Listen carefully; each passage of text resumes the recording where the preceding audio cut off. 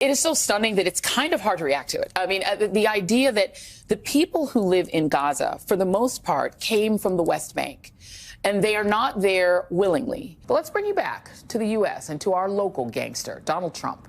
He's not even president yet, and he's already spending his time sitting in his golden palace, Mar-a-Lago, muscling other countries like he's Tony Soprano with a social media site.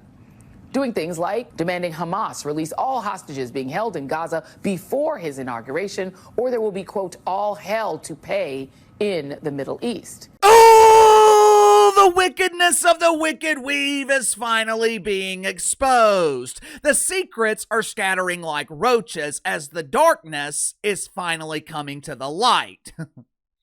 I don't know about you guys, but I'm already kind of missing the artist formerly known as Weave.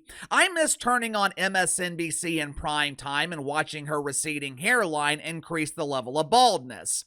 I miss the anger. I miss the fake outrage as Joy Reid spontaneously creates stories of mythical racism. But as is always the case, good has triumphed over evil. Last week, MSNBC finally decided to fire Joy Reid after years of underperforming, after years of tanking ratings.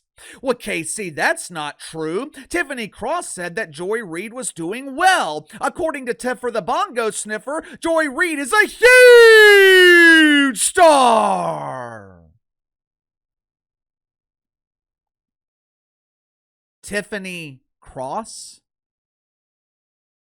I'm supposed to believe that Joy Reid was a primetime performer because Tiffany Cross said so? I looked down the list of people I trust.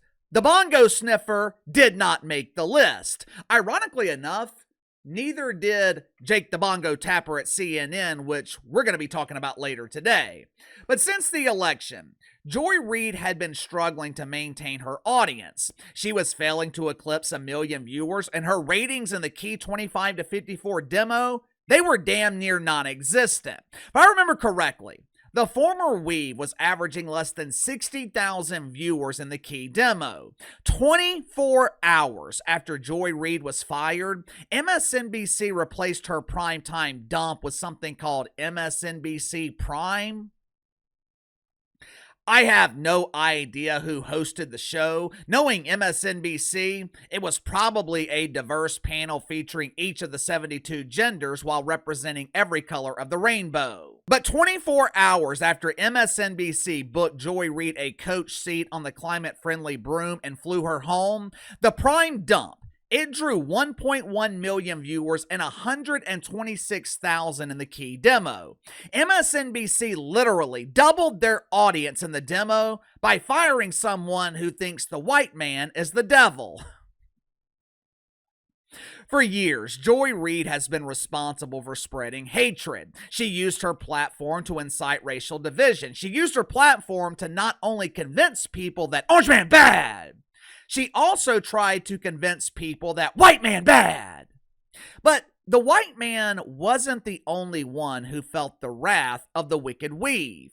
Joy Reid also wasn't a big fan of Jewish people. Those clips I showed you to open the video, that was tame. That was mild wickedness from the wicked weave. In the vast majority of cases, people will clean themselves up for television. If they are vile to the general public, what they are saying and believing behind the scenes, it is often much, much worse. For months now, I have been telling you guys about the tension between the Yentas on The View. Over the last few months, we have seen several instances of catfighting between the Yentas, mainly between the great pretender Alyssa the Farrah Griffin and Uncle Casey's personal favorite, Asuncion. My son, she hasn't been too radiant lately. I'm used to seeing the radiance of Sun host and being so powerful her light can fight through the smog of the boodle breeze. But lately, Asuncion has been extremely bitter. Her and the Great Pretender, they haven't been pretending to be fighting, they've actually been fighting. If there is noticeable tension between the Yentas on screen, if they are willing to display the tension to the public, then behind the scenes, the atmosphere is likely much worse. Same thing with Joy Reid. If she was willing to display a polished turd of hatred on screen, behind the scenes, that turd was rancid. If Joy Reid was willing to be that hateful on screen, behind the scenes, you could make the case that she was borderline evil. And now, we have potential proof that behind the scenes, Joy Reid was unbearably bitter. Make sure to like and subscribe. You can follow me on Twitter at KC_BTL84. Link to the second channel is in the description below. This morning on the second channel, talked about the potential lockout in Major League Baseball. This damn league, they can't seem to get out of their own way. For the first time in years, baseball is back in the mainstream. And instead of building on that momentum from last season, they're talking about potentially canceling next season. If you haven't already, head over to the second channel and subscribe. Headline at the New York Post. Former staffer claims that Joy Reid went on anti-Semitic rant about the COVID. The only problem that I have with this report is this information, it's coming from an anonymous source. Now look, part of me understands it. I'm assuming this former staffer might be looking for work in cable news right now. I would imagine that they were part of the layoffs when MSNBC let go of Joy Reid and her entire staff, or as the rest of us would call it, getting fired. If they're looking for work in the industry, or they just started a new job in the industry, they don't want to be viewed as untrustworthy. They don't want to be viewed as a snitch. But this is one of those rare cases where I don't think it would be frowned upon because no one likes Joy Reid. But according to this former staffer, Joy Reid went on a vile anti-Semitic rant a few years ago where she blamed Jewish people for spreading the COVID in New York City. They only care about themselves. They live in their own bubble. Why aren't they wearing masks? I wear a protective weave to prevent my dandruff from spreading to others. Why are Jewish people refusing to wear masks? It's so dangerous.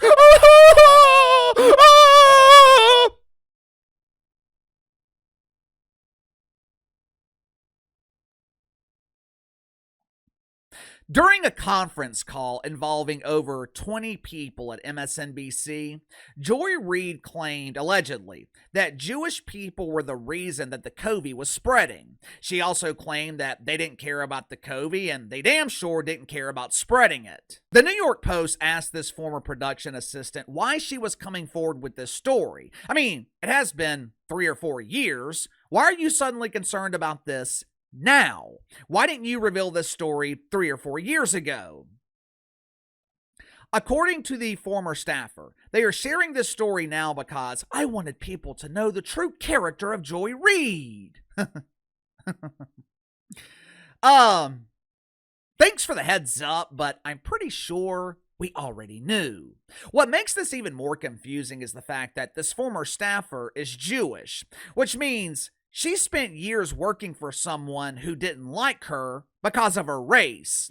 Now, I don't know about you guys, but I don't want to be somewhere I'm not wanted, especially when the reason that you don't like me is over something that I can't control. But this former staffer, she stuck around for years as Joy Reid tarnished her heritage and compared the Trumper to Adolf because he was fighting illegal immigration. Now, in this former staffer's defense, I am sure she felt alone. I'm sure she was afraid to speak up because she feared the rest of Joy Reid's staff felt the same way about Jewish people. What was most shocking about Joy Reid's alleged anti-Semitic rant, it wasn't that the wicked weave was filled with hatred and rage. Hell, that's to be expected. What was most shocking about it was the fact that the rest of the staff, they went along with it. No one said a word. They acted like the racial division created by Joy Reid was normal. At one point, the former staffer, to her credit, tried to fight back against Joy Reid. She reached out to her former boss, senior producer Lorena Ruiz. She sent her senior producer a private message where she expressed her concerns about the wickedness. Her former producer replied back and said something to the effect of, "You make a great point. Our beloved Weed can be careless with her language. Luckily, though, she cleans up her evil for television."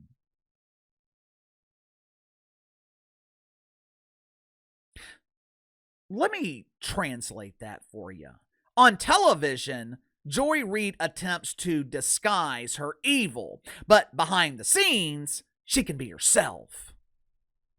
This former staffer claimed that it was a hypocritical atmosphere behind the scenes. She claimed it was confusing because on the air, Joy Reid would be fighting for marginalized groups, but behind the scenes, she would be saying vile things about them, which is similar to what I have been telling you guys for years about the business of mythical racism. They exploit marginalized groups, they exploit their own community, and they get rich while doing so. But they don't actually care, and they are doing far more harm to their community than good. How many years now? How many years have I been saying that you have to eradicate the woke fungus from the inside out? Remember several years ago when CNN fired the donut diva Brian Stelter, and along with the diva, CNN fired a few older white dudes who were starting to resemble aging fossils? At the time, former CNN President Chris Licht, he was claiming, "This is the new and improved CNN. We have eliminated the problem and we are dedicating ourselves to hard news. CNN is the new network for normal people." When CNN fired Don Lemon and promoted Caitlin Collins, Katie Roo, Katie Roo. When they fired Donnie and promoted Roo, I said the same thing. It wasn't enough. It wasn't enough to get rid of the faces. It wasn't enough to get rid of the voices.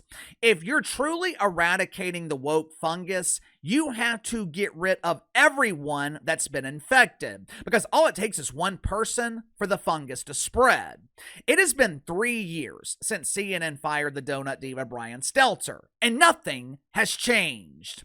This is why I credited MSNBC for firing Joy Reid's entire staff. This story from one of her former staffers, it is the exact reason I have been saying this. If you fire Joy Reid and keep her staff, you got the same problem. All you're doing is changing the voice, but you're not eliminating the toxic environment. I actually feel bad for this former staffer. She's a young woman, only 28 years old. She was probably 23, 24 years old when Joy Reid allegedly went on her anti-Semitic rant. This was probably her first job out of college, and she's dealing with shit like this. Good for her for having the willingness to speak up, even if it was anonymous, even though she only proved what we already knew. Joy Reid is vile. There is a reason I call her the Wicked Weave. Give me your thoughts on this. Joy Reid's alleged anti-Semitism exposed. I would imagine that we are going to see more stories like this going forward. If so, does Joy Reid have a chance of getting back into the mainstream media? Will anyone be willing to hire our bundle of joy? Sound off in the comments below. I'll see you guys later.